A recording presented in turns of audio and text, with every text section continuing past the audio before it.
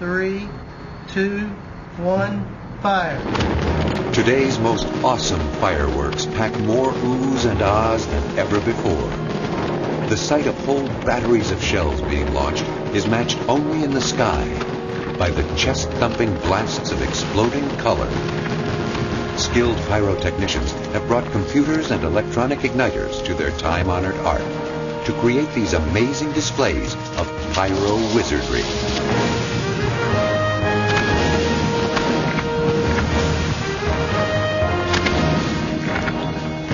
One of our earliest awakenings to the laws of physics comes on July 4th, when, as barely cognizant beings, we stare at a strange and wonderful night sky full of bursting bombs. Fractions of a second before any sound is heard, we learn to flinch at the staccato flashes of white. The thundering reports confirm that light travels faster than sound. After this initial lesson, a black veil, dark as the pyrotechnician's silhouettes, descends over the whole experience. Fireworks enters a realm of forbidden knowledge, a magic practiced for our wonderment, not our understanding. The people enjoy it because of the mystery. You can look at the stars and every night they're going to be in the same place, but you can launch a 6-inch shell and you're not quite sure exactly what it's going to do until it actually performs. So there's some connection with fire and man that's gone back since the beginning of time. Yet today's world of fireworks, also known as pyrotechnics, is firmly based in modern science, and as such it is completely open to our exploration. The basic thrill of fireworks is the sky exploding in color, in light. I think there's something that goes to the basic human psyche about the ability to control this release of energy. In order to make really good fireworks, we have to understand the basic chemistry, basic physics, basic electronics to get a really good fireworks show. What is the reality behind the magic? Fireworks shows range in size and can cost from a few thousand to several $100,000. They can be either in the sky or indoors. Behind these impressive displays are the fireworks people who create them and their incredible enthusiasm. When 20,000 people scream their guts out with joy over something I've just done, nothing can pay that. It's an addictive drug. If you don't feel that coming back from the audience, you're in the wrong business. And if you do feel it, it is the ultimate addiction.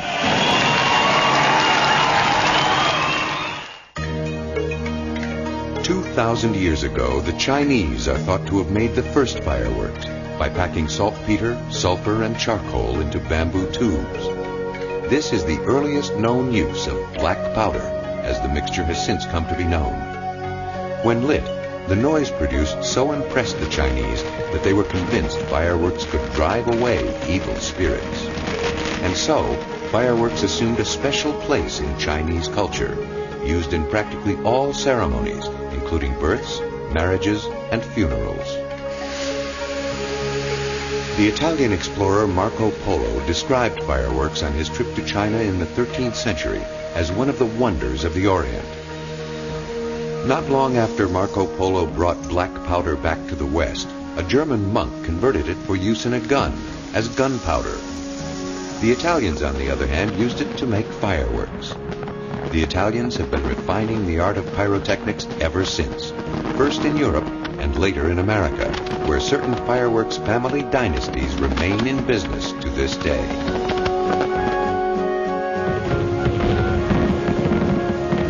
Fireworks in America have been synonymous with 4th of July celebrations from the time Boston patriot John Adams wrote in 1776 that the national holiday ought to be solemnized, with such displays from one end of the continent to the other, from this time forward and forevermore.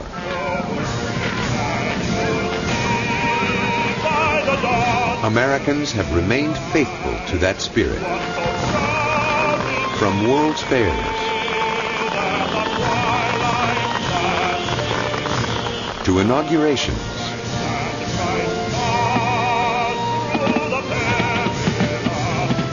homecomings, fireworks are now used to celebrate every kind of event.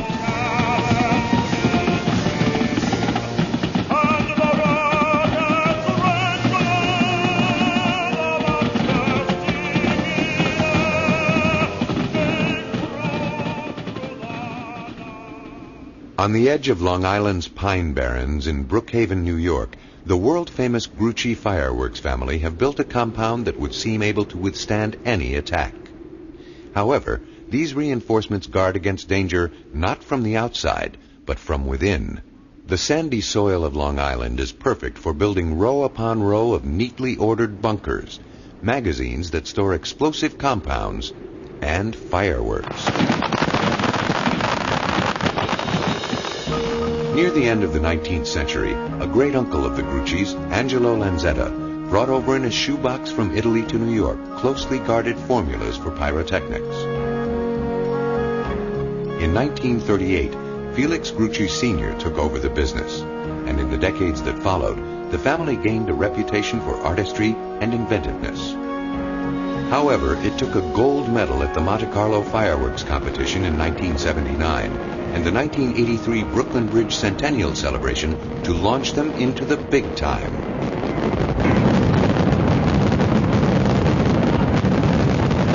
Fireworks has been in our family for about 130 years. It's been passed on from one generation to the next, and it's actually woven into every fiber of our being. Part of the reason for the Grucci's success has been close attention to detail and to safety. Before entering the shop where shells are assembled, a worker touches a brass plate, drawing from her body any potentially dangerous static charge. Jimmy, a fourth-generation Grucci, personally primes and inspects a shipment of aerial shells that have come in from Asia. They are specially made with 2 fuses, one as a backup. Another worker attaches bags of black powder lifting charge.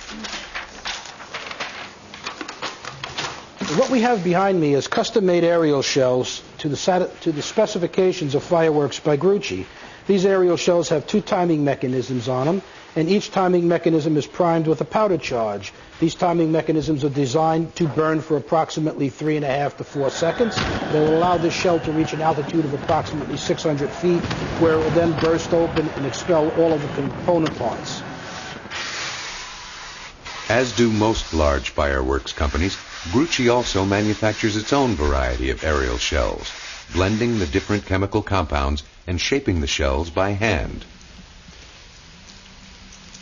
American-made shells are cylindrical in shape, giving them a more random burst. The colors, on the other hand, last longer relative to their spherical Asian counterparts, which spread into spectacular floral patterns and then fade. One of the company's major creative forces and grandson of the family patriarch is Phil Grucci. Phil has designed or choreographed many of the major fireworks displays of recent years. Now he's busy working on a show for the grand opening of the Reserve Casino in Las Vegas. We utilize the digital editor as our tool. The computer is our tool, but the actual creativity is our imagination. Graphically, the computer gives us the music on the screen where we can see our valleys and our peaks. From that, then I go to my own internal imagination, knowing what our inventory is or our cast of characters, and place them in the appropriate locations to the music. And it's all based on emotion. It's just like painting a picture. What your palette is and making sure that the right colors and the right hues are placed on that canvas.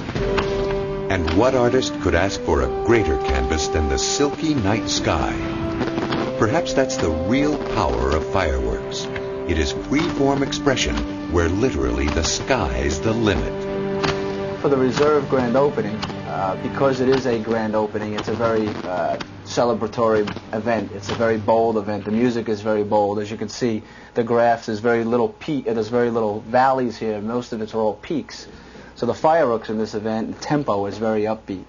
As you can see, we'll place the fireworks exactly at the moment where that product needs to perform at its cue, if you will. Phil learned the trade at the side of his father, Jimmy Grucci. His apprenticeship with his father was cut tragically short in November 1983. Just 6 months after Jimmy Grucci's greatest triumph with the Brooklyn Bridge display, he was killed, along with a cousin, in an accidental explosion that destroyed most of the company complex. It is a testament to the family's strength that they decided to rebuild and go on. The only way to live with the hazards is to take them with deadly seriousness. The greatest risks in manufacturing occurs at the time when you're blending the chemicals together. At that point, if certain chemicals come in contact with each other that are not supposed to be coming into contact with each other, you can have a spontaneous combustion. So we're always cognizant of the devices that we're working on, new formulations that are coming out. But the most sensitive part of the program is when you're actually out on the location, and to make sure that you have the right tables of distances separating your audience from the actual points of discharge of the fireworks, because if an incident is going to happen, that's the place that it would happen at.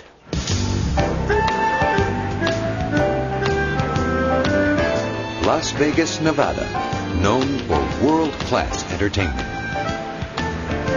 Familiar stomping grounds of the Grucci family, who have staged fireworks extravaganzas at the unveiling and even the demise of many of its most famous casinos.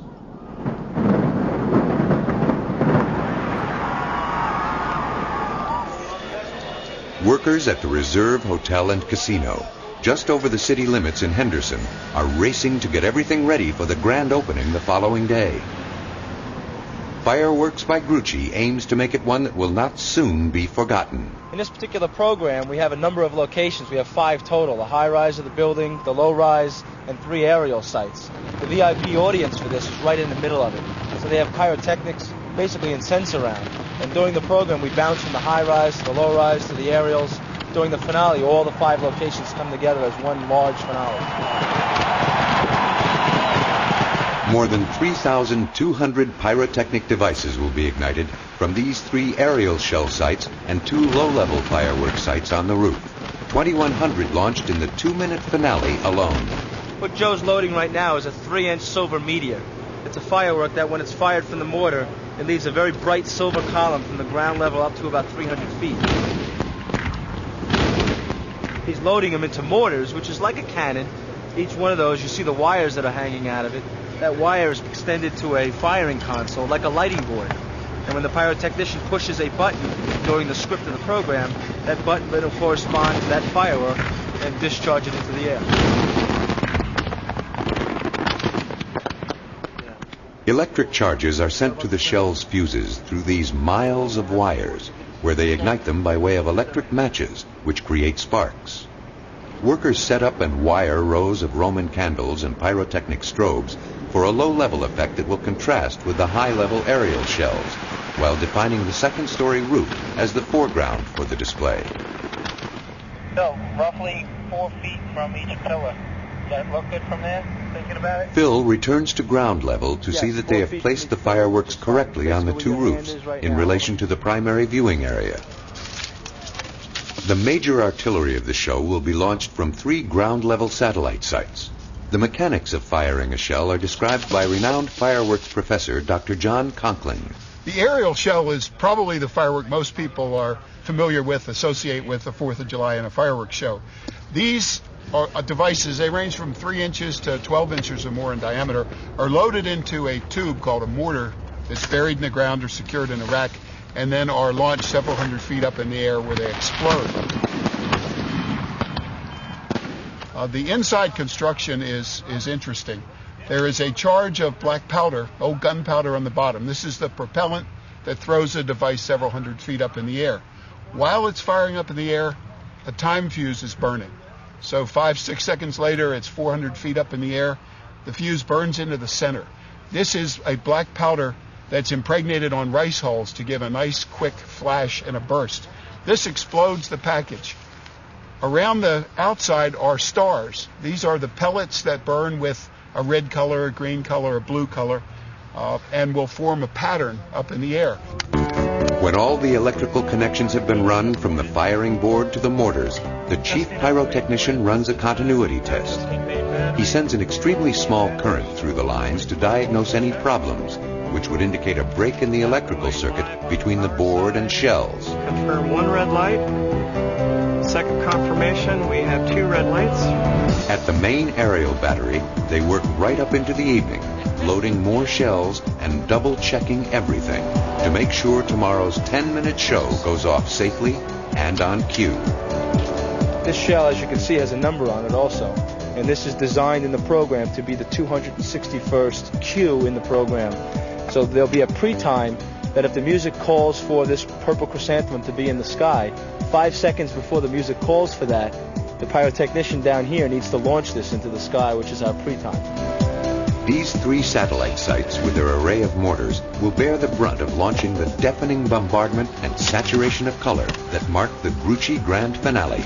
The sand in here is mainly to keep the mortars facing the way that you put them. So now, if you didn't have sand in there or anything holding the mortars, it would just flip-flop when it goes out. But now, as you see, we have these angled a little bit that way. On that side, we have them angled. So it fills up the sky, and it covers the whole area. You're getting a beautiful scene of it all over. All shells make noise, but the really loud bangs, known as salutes, are produced by a shell having an additional chamber filled with a highly combustible aluminum powder.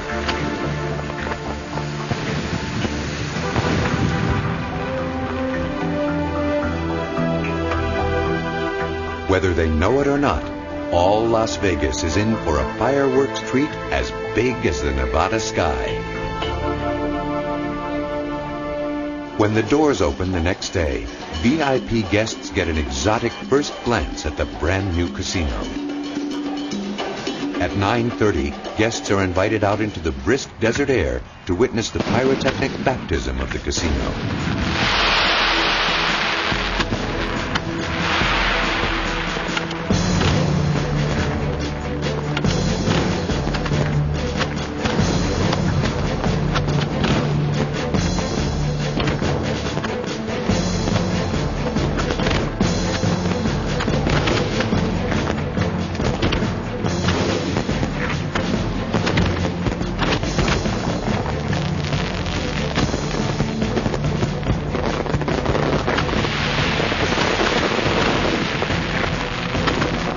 Point of launch up to the sky, pyrotechnics completely fill the scene with their grace and power.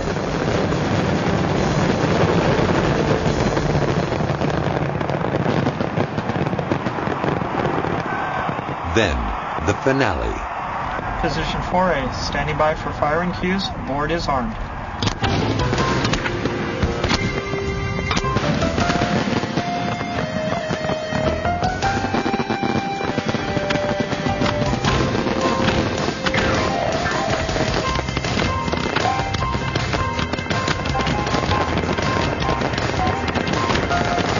There's a personal association to me for what I do here on the site and all the choreography and the time that's spent to my father. He gave his life for this business, and so every program that we go on is my own dedication to him.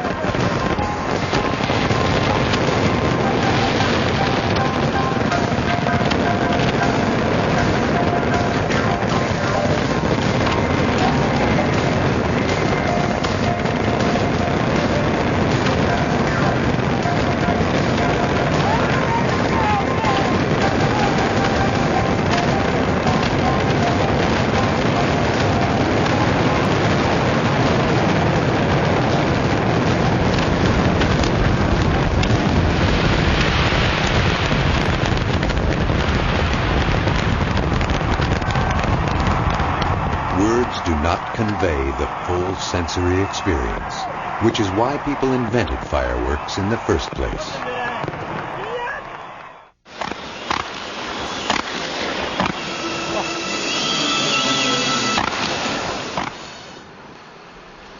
Inside the offices of Pyro Spectaculars, located in the San Bernardino area of Southern California, Jim Souza is putting the finishing touches on a fireworks sequence for their upcoming showcase. Each spring, they preview their Independence Day program in front of a select audience of friends and customers. Come July, Pyro Spectaculars will be displaying variations of this program at more than 300 sites around the country. For nearly a century, the Souza family has painted fire on the earth and sky with both low and high-level fireworks. Today, Pyro Spectaculars produces over 1,500 shows yearly, including the Super Bowl 7 times, and a dramatic annual New Year's Eve display off Seattle's Space Needle. The tradition begun by Jim's great-grandfather of carefully designing and creating everything by hand has merely gotten an assist from the new tools of technology. That's the real computer. It's what's inside here. And a lot of thoughts are always going through my head, and never know quite when or which one has the most influence. It could be just driving down the road, but I'm always trying to blend together. Music is a great inspiration, yet I may have a great firework effect. I know I have to get in there, so I have to find the music to that. A few days before the big event, Jim holds a production meeting. Present is the staff who has helped design the showcase. Want it bouncing back and forth to the beat, and it's going to look like this when we're done. It's going to. Everyone's excited as he talks through the Pyro musical, the songs, narration, and array of low and high-level fireworks that will complement a series of set pieces or large-scale fire pictures, tracing in broad, blazing strokes American history. On the company grounds, converted World War II bunkers serve as magazines for storage of the more explosive aerial devices. A worker pulls from bins the 400-plus shells that will create the high-level backdrop for the Pyro musical showcase. In another facility, skilled artisans are assembling the 4th of July set pieces, patriotic icons that will burn brightly all across America. Making the set pieces, it's still very much an ancient art. It's still done by hand. It's real physical work to take the bamboo and to make the different shapes. It's very physical, very time-consuming, and labor-intense, and so therefore it's very expensive. And so the trend lately in the fireworks community is to just pump up a lot more aerial shows, which are good and beautiful. We do that as well, but it still goes back as a family tradition to really feature these animated set pieces. On the morning of the show, scaffolding for the set pieces goes up at the Los Angeles County Fairgrounds.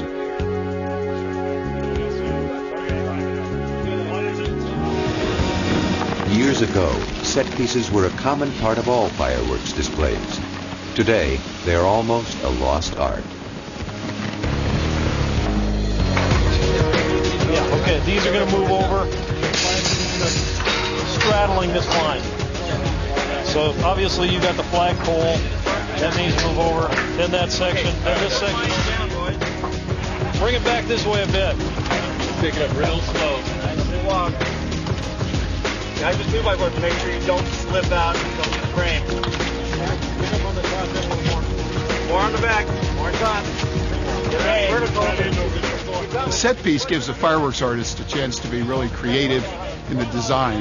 Hundreds of tubes the size of a pen are filled with fireworks composition that burns with a red flame, a green flame, a blue flame, a white flame. They're paints. The tubes are all connected with a very quick burning fuse. The fuse is covered, it's encased in a tape. Either a tape or a paper wrapper over black powder confines the hot gas beneath the wrapper, and the flame jets down the tape very, very quickly, hundreds of feet per second. Because the setup of a show as large as this requires so many workers, fireworks companies must train and keep lists of qualified people in states around the country. They will usually send out a few of their own people to put on a show, which they will then supplement locally. To get the certification needed by most states, pyrotechs put in a required number of hours under the supervision of a pyro master, of which there are several in attendance today. The time volunteers spend setting up this show will count directly toward their certification. This show is the first big show of the new season, and these firework enthusiasts are so eager to get their hands on it again. They come out here, they get no pay, they get a pyro t-shirt, a la, okay? Roman candles are very popular in fireworks displays. They are usually fired in batteries of 3 or more, arranged on a fan-shaped board or spline to give a low-level effect. You can angle them, cross them, and then above, place higher aerial shells for a great combination of effects. Roman candles are a repeating firework.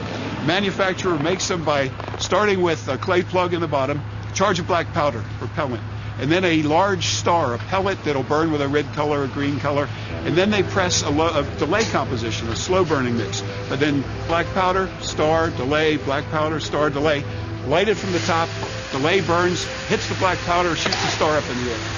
Delay burns, the next star gets shot. 10, 12, 15 times, depending on how many stars you have in the candle. Fireworks chemistry is based on the principle that fire needs fuel and oxygen to burn. And since pyrotechnics is the art of manipulating fire, all fireworks start with these two ingredients. You begin with a basic mix that'll contain an oxidizer, and here we have potassium perchlorate. This is a very commonly used oxidizer in fireworks. And we have red gum. This is a powdered gum that comes from Australia, makes a very, very good fuel for fireworks. On here, we'll light the potassium perchlorate. Nothing happens. We light the red gum. Absolutely nothing happens. Now we're going to blend these two together, and we'll put some of our red gum potassium perchlorate mix on here. Put a fuse in this.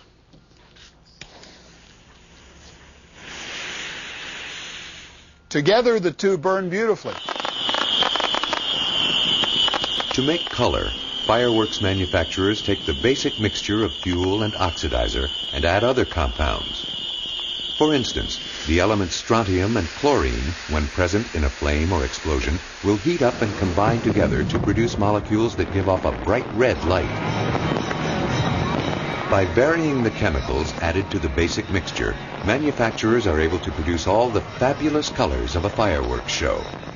The color depends on the wavelength of the light emitted when fireworks burn or explode.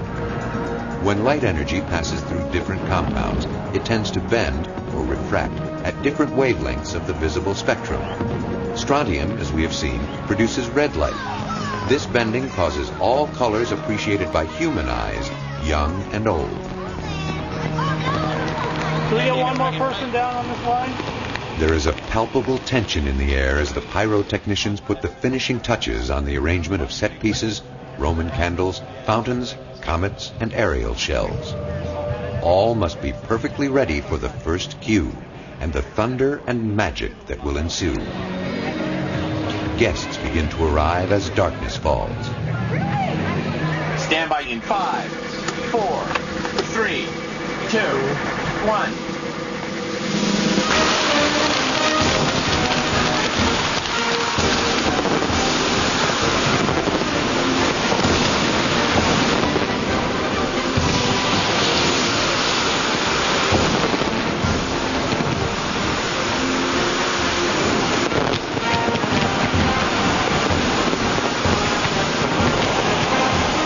After a stirring journey through American history and fiery symbols of independence, the show concludes with a volley of Sousa comets and a spine-tingling grand finale.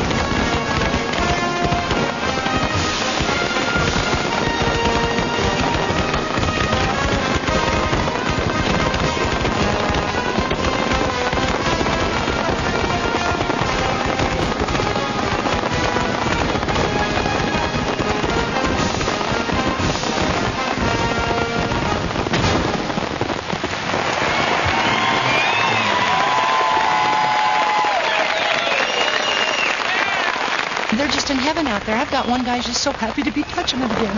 And they do it for free. You know what? How can you argue with that? And they're having a grand time. They get to see the show. And then they're going to be out here tearing it down, putting it back in the truck for another hour, hour and a half. It's dedication to the art. Great. Thank you, Jimmy. Like a victorious team, the pyrotechnicians come out onto the field after the show to congratulate one another. Sammy. The emotions that fireworks stir in all of us are especially strong at this moment for these hardy keepers of the flame.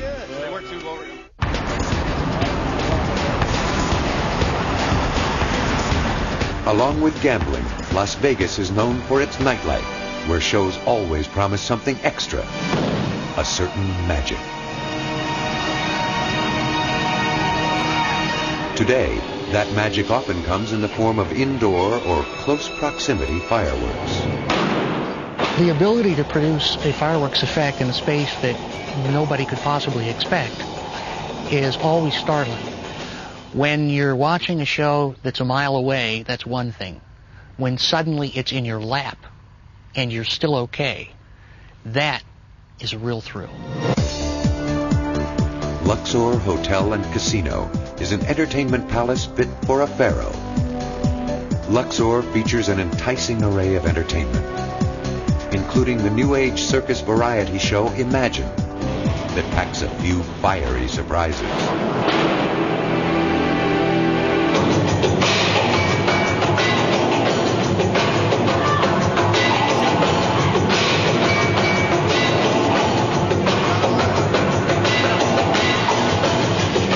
So they don't pose a threat to performers, the show's pyro devices are precisely labeled with height and width specifications.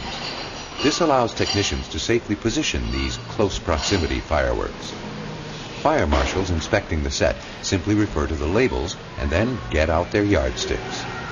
Chemical ingredients are also often included on the labels. Nobody cares if you put a little lead in the air outdoors, or a little arsenic, or a little of whatever. Indoors, however, the people are going to have to breathe the air that the show took place in. And our goal has basically been to make sure that when you leave the show, the air in the building is no worse than what you drive through to get there.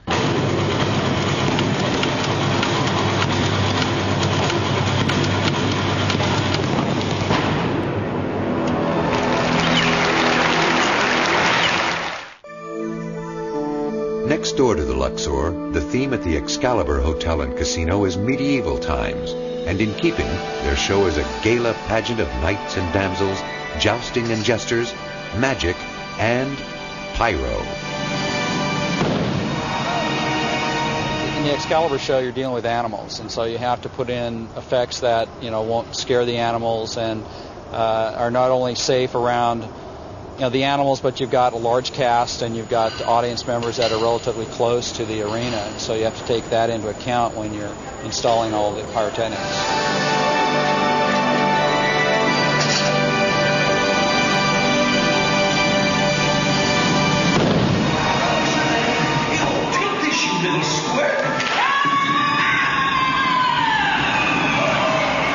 We're very careful to put in fireworks that produce low amount of smoke so that the smoke can be evacuated quickly after the show, so that as the patrons are leaving the arena, they're not enveloped in a big cloud of smoke as they walk out.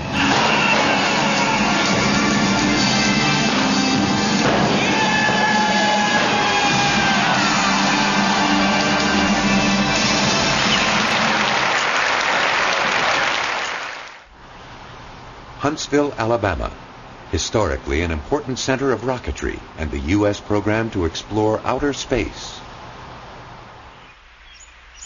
Owens Crossroads, just outside Huntsville. In this bucolic setting, the Lunatech Corporation makes its home. Since 1977, Lunatech has made its reputation as the leading promoter and manufacturer of close proximity fireworks for indoor space. Endless research and development go into Lunatech products to make them as safe and consistent as possible. 3, 2, 1, fire! But as a self-avowed pyro, company founder Tom DeWilly also insists that they make you jump. All children love fireworks, and I don't think the word children necessarily denotes age. I think fireworks bring out the child in all of us. I've never grown up, and I'll admit it.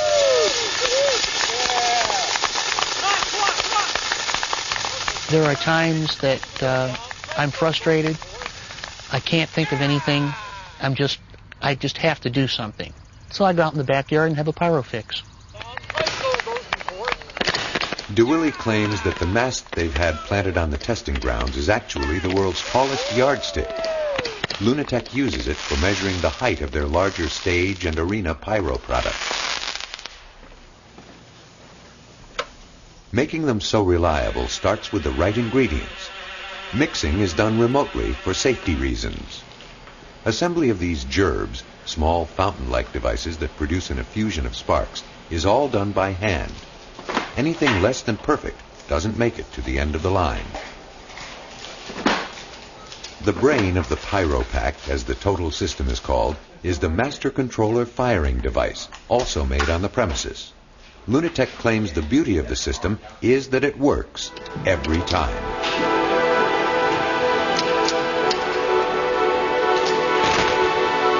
When we first started the PyroPack system, we figured 100 firing systems would saturate the market. Indeed, it did saturate the market that existed. However, we generated a market we had absolutely no concept could happen. There's over 5,000 of the firing systems out there now. And that's incomprehensible. I never would have thought it.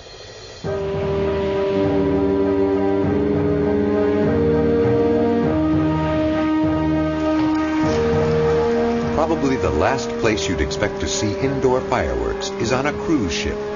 After all, some of the world's most notorious disasters have resulted from fires at sea, which have produced some of the most tightly restricted regulations of any industry.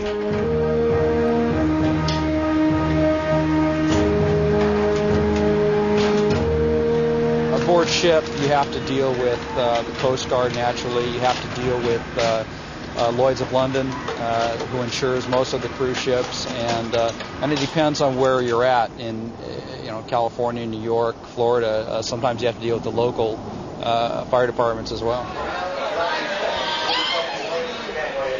But now that close proximity fireworks have become more commonplace, most inspectors can just look at their labels and the setup and determine whether there is compliance on the spot.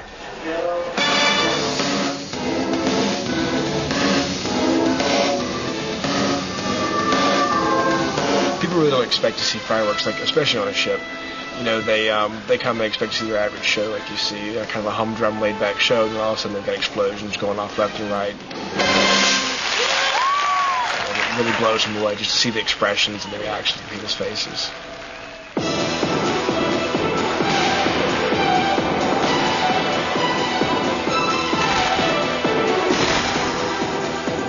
I think pyrotechnics has a great deal to do with the crowd reaction and the energy in a room, because it adds another level, another dimension that they just don't expect. And especially for a finale, nothing really caps it better than to have a huge waterfall of sparks, falling behind a bunch of dancers to really get a crowd up and actually on their feet. Usually sometimes they'll even get a standing ovation based on pyrotechnics. Playing with fire is always dangerous. I've made a large effort to make fireworks safe for the world. If you give enough information, then they should be able to apply the product safely, dramatically. We make the pigments. It's up to them to paint the picture. Proof of the achievement of Lunatech's indoor fireworks is their 35% net trade surplus with Asia, the world's exporter of fireworks. Truly an American success story. Cool, man. 400 miles north, a story of success measured in sheer tonnage. Here, every year, Zambelli Fireworks creates America's largest fireworks display.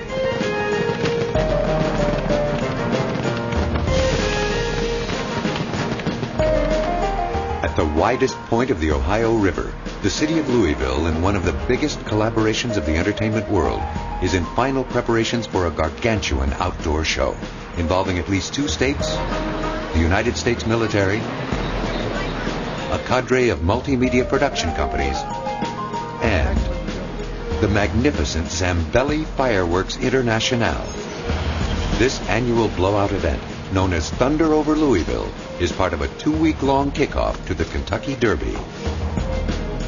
It's unbelievable how Thunder has grown. No matter where we are, they'll see Zambelli. Oh, wow, unbelievable. You do Thunder over Louisville. And it's becoming world-renowned. I mean, wherever you go, people are beginning to know the display.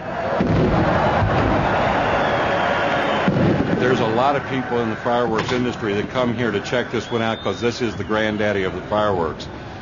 People are coming in from all over the country. There was 400 that came in from England last year for the show. It gives us a chance to show off our wares. We've got 25 of the top technicians in the industry here with us, and everybody wants to come, and it should be a bang-up show with no reservations. Antonio Zambelli founded the company in 1893, and the black book of secret fireworks recipes that he carried from Italy across the Atlantic is still kept locked up in the company's safe. Today, Zambelli Fireworks, operating out of Newcastle, Pennsylvania, is a multi-million-dollar business. Zambelli produces 3,500 displays a year, 1,800 on the 4th of July alone. They have 55 employees, but that number mushrooms to over 800 during the busy season. Zambelli marquee events include the inaugurations of 4 presidents,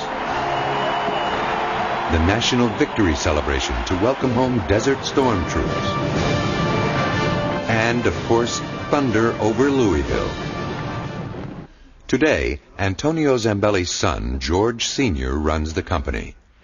The Zambellis understand that it's equally the pyrotechnicians and producers outside the family who are key to the success of a show, especially one as big as Thunder. The figures for the 27-minute program are staggering. Onto Louisville's 2nd Street Bridge and 3 barges on either side, over 34,000 shells and 46 tons of fireworks will be deployed, enough to fill 8 tractor trailers. 700 miles of wire cabling, 265 tons of mortars, and 1 million pounds of sand to pack the mortars securely onto barges the size of 6 football fields. This display is more powerful than any display ever produced. It has more power than the Statue of Liberty display. And it's that concentration and magnitude in one locale that really sets this display apart from any other in the history of fireworks.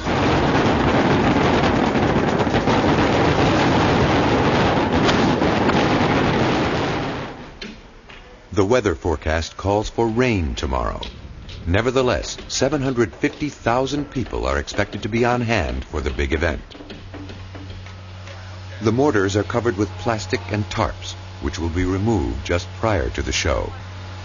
Before the tarps are laid, technicians spread a layer of aluminum foil over the mortars to protect against any rain once the tarps are pulled. With the foil covers and the fact that shells carry their own internally sealed sources of fuel and oxygen, fireworks are not as vulnerable to rain as one would think. Essentially, when the first shell goes, it's going to blow the foil off anyway, but it's used mostly so we can uncover prior to the show and then fire the show on time without having to worry about the weather conditions. You know, slight drizzle or whatever won't damage the product that's inside the tubes. And what happens if there's an all-out downpour? Just let it go. As long as the command center says go ahead and go, we'll shoot the show to the best of our ability. The countdown to Thunder continues at the show command center, located in a suite high above the river site. The crew here will oversee the entire event, from an elaborate air show to fireworks finale. The magic with what the Zambelli Company has brought to this show is the pure raw power of the fireworks show that we've got going on with this. With the magnitude that they've developed over the years for this kind of show, it's an incredible half hour because we've literally got a constant finale.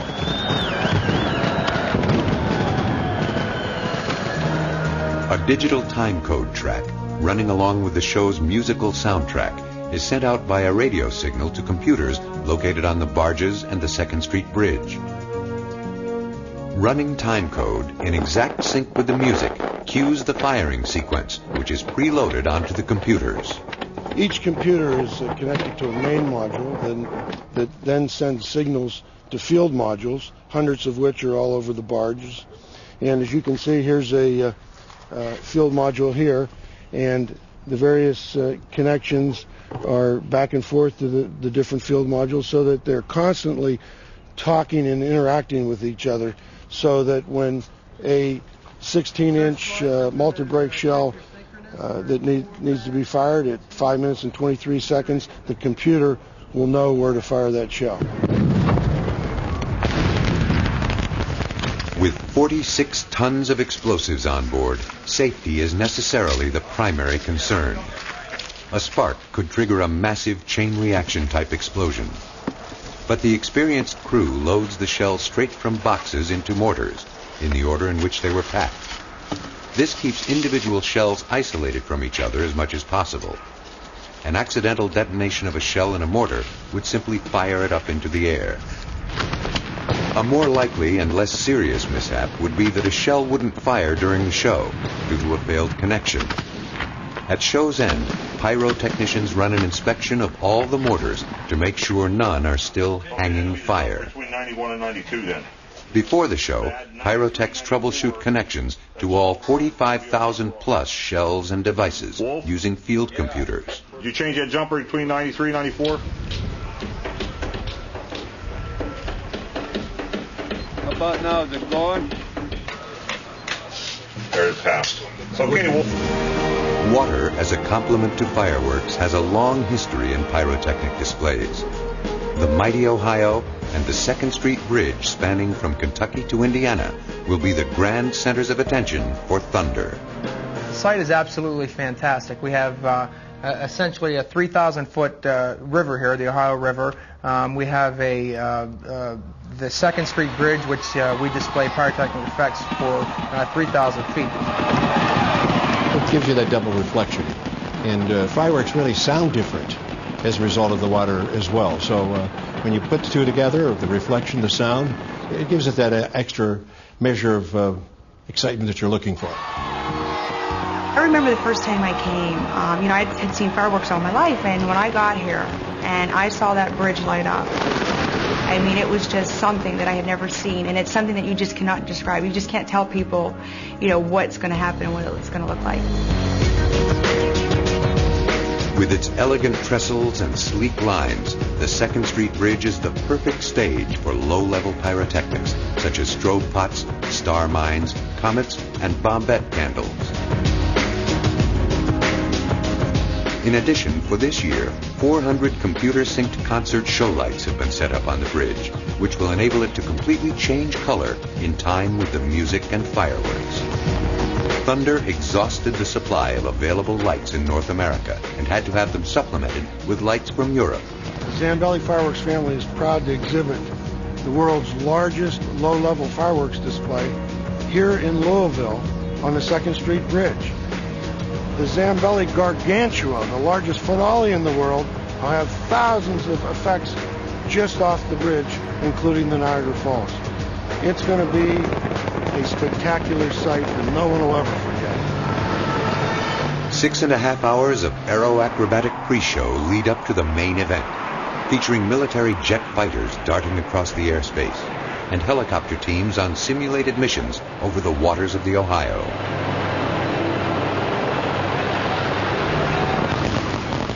At 8:15 in the evening, the barges make their dramatic entrance, announcing themselves with a barrage of titanium salutes. The weather has threatened all day, and now rain begins to fall above the charged air of the crowd. And then it starts. 3, 2, 1, fire.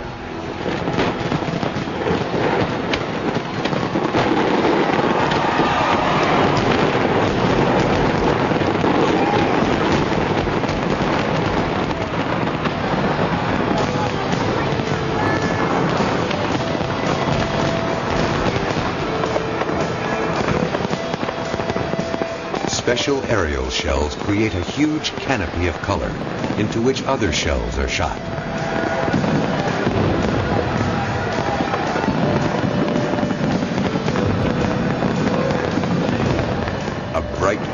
spreads down to the water and over both banks of the river.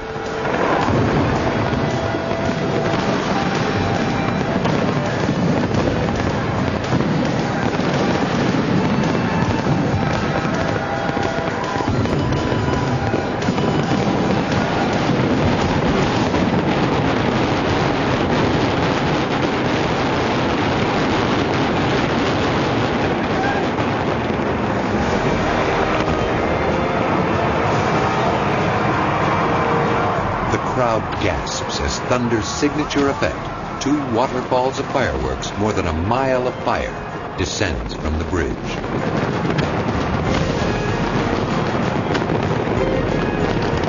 The finale, dubbed Gargantua, boasts more shells fired in a 30-second span than ever before. Light, fire, and sound, all compressed into one of the largest pyrotechnics endings in history.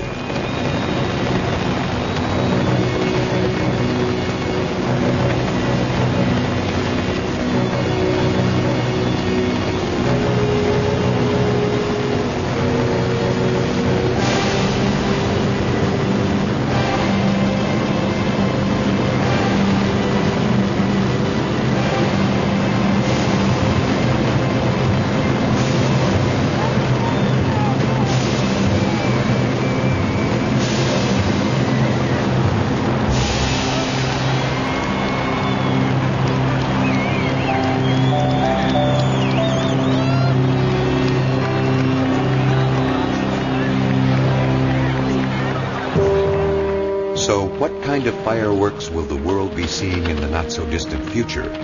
Could virtual, purely computer-generated pyrotechnics be created, projected onto, for example, a giant screen or planetarium ceiling?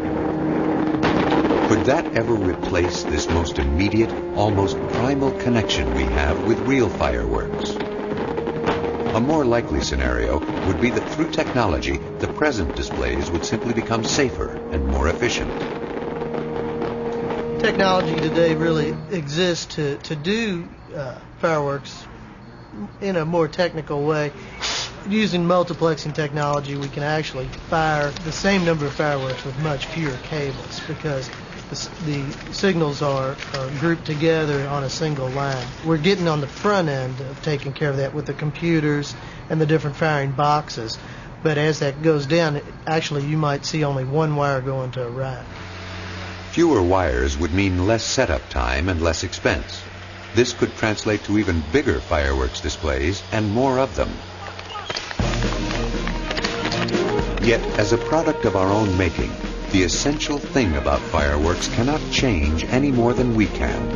They will always be at the center of our fascination with and need to control fire. We're moving forward, as we are very rapidly right now, and with the use of computerization, electronics, and the chemistry is getting much more sophisticated. So it's going to continue to advance. Yet at the same time, what I think is you can't forget we're still dealing with fireworks. And that is something that is special, that is magic, that mankind likes, people like, and we're still going to always have that little edge, little roughness that makes it fireworks. Today's fireworks makers use science only as a means to an end, which is to help us celebrate life. And like artists, their creations are larger than the sum of their parts. With their skill, the true masters of the form can literally transform the landscape, rivers, and sky into places of magic, with blazing color, thunderous noise, and the sounds of spontaneous joy.